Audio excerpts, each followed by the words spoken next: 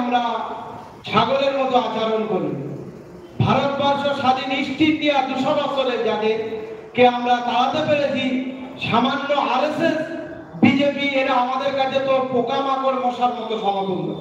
তো আমরা যদি এক প্ল্যাটফর্মে এক জায়গায় থাকি, যেমন আমাদের আরেকটা ইসলামিক প্ল্যাটফর্ম যেটা হচ্ছে তাবলিগে জামাত, ওদের পক্ষ থেকে বলা হয় যে আমরা তোর পয়দা করবো না, বলকে জোর পয়দা করবো। বাট আমরা সকলে একজোট হয়ে কাজটা করবো, ইনশাআল্লাহ আমাদের গন্তব্যস্থলে আমরা পৌঁছে যাব।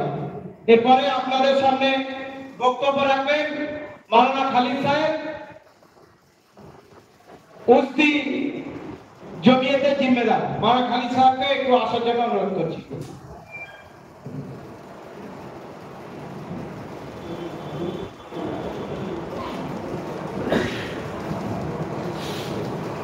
আসসালামু আলাইকুম ওয়া রাহমাতুল্লাহি ওয়া বারাকাতুহু।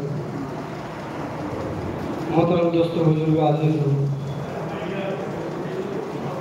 আপনাদের সামনে কথা বলার মতো কোনো যোগ্যতা হাইসিয়াত আমার নেই। এখানে যারা আপনারা হাজির আছেন অধিকাংশ জোরের সঙ্গে আমার সুপরিচিত। আল্লাহ তাআলা কার কি মর্যাদা দিয়েছেন সে বিষয়ে আমি অনেক বেশি অবগত, কিন্তু তারপরেও আপনাদের কাছে কিন্তু একটা কথা বলতে চাই। আমরা যে মোগরা ব্লকে জমিয়ত উলামা হিন্দের যারা কাজ করছি, আমাদের সভাপতি সাহেব, হাফেজ জাহাঙ্গীর সাহেব, মাস্টার মৌলানা সাহেব, সেক্রেটারি সাহেব, এনাদের নেতৃত্বে, এনাদের তত্ত্বাবধানে আমরা যারা কাজ করছি, 3 বছর ধরে এই সংগঠন, মানে গত নির্বাচন থেকে এই নির্বাচন পর্যন্ত আমরা যা কাজ করেছি, এখানে আমরা যে সাথীগুলো বসে আছি জমিয়তের সাথী হিসাবে কিন্তু আমরা একে অপরের সঙ্গে সকলে পরিচিত হই।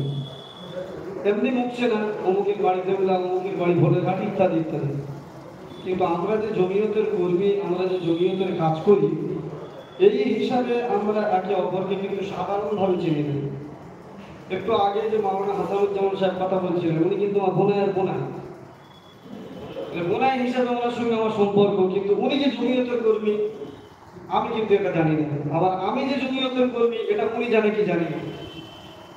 সামান্য আমাদের পশ্চিমবঙ্গে আইএসএফ কদিনের জন্য আমরা সকলে জানি যে তারা রাজ্যের মধ্যে কিরকম একটা প্রভাব ফেলতে পেরেছে।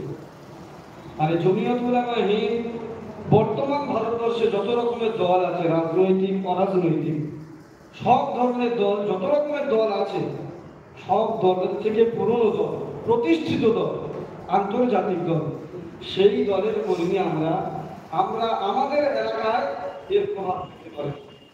আইএসএফ পুরো রাজ্যে প্রভাব ফেলে দিয়েছে, আর আমরা এত পুরনো কর্মী হইব, পুরনো দলের সঙ্গী হইব, আমরা আমাদের এলাকায় প্রভাব ফেলতে পারবো। আমরা যে আজকের একটা গুরুত্বপূর্ণ সভা করছি, এই সভায় আমরা যারা সারা বছর কাজ করছি সেই কটাই হই, সেই পুরনো মুখ আমরা ওটা বসে করছি। সেজন্য সকলের কাছে আমার অনুরোধ থাকবে, বিশেষ করে আমাদের বর্তমান যে সভাপতি সেক্রেটারি আছেন, নির্বাচনের পরে যারা হবেন তাদের কাছেও দাবি, বর্তমানে যারা আছেন তাদের কাছেও দাবি, আমরা যারা জমিয়তের কর্মী, আমাদের প্রত্যেকের কাছ থেকে একটা করে আধার কার্ড এবং হাত কপি করে ফটো নেওয়া হয় পাসপোর্ট সাইজ, যাতে আমরা প্রত্যেকে একে অপরের চিনতে পারি, জানতে পারি যে এনারা আমাদের সঙ্গী, যাতে আমাদের কাজকাম করার সুবিধা হয়। আর এটা আপনাদের কাছে আমার একটা অনুরোধ থাকবে, আমরা যেমন আমাদের বাড়িতে কোনো আচার অনুষ্ঠান করলে বন্ধু বান্ধবদের ডাক দিই, আমরা যেন জমিয়ত প্রেমীদের, জমিয়ত কর্মীদেরকেও সাধ্যমতো ডাকার চেষ্টা করতে পারি, যাতে আমাদের মধ্যে একটা সম্পর্ক বজায় থাকে। শুধুমাত্র জমিয়তের কাজের সাথে নয়, আমাদের দৈনন্দিন জীবনে যেন আমরা একে অপরের সঙ্গে মানে সুখ্যাতি অর্জন করতে পারি, সুসম্পর্ক বজায় রাখতে পারি, আর আমরা আমাদের কাজকে আরো বেশি এগিয়ে নিয়ে যেতে পারি, সেই চেষ্টা, সেই ফিকির আমাদের সকলের করতে হবে। আমরা প্রত্যেকে চেষ্টা করবো ইনশাআল্লাহ।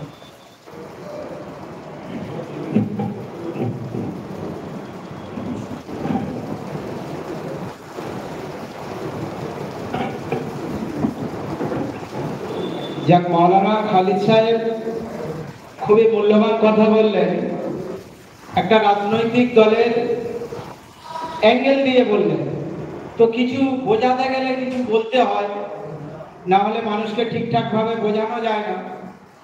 আজকে আইএসএফ এর মতো একটা দল যদি ভারতবর্ষে, পশ্চিমবাংলা সামান্য ছোট্ট একটা দল আজকে এত বিস্তার করতে পারে, আর আমরা নয় কেন?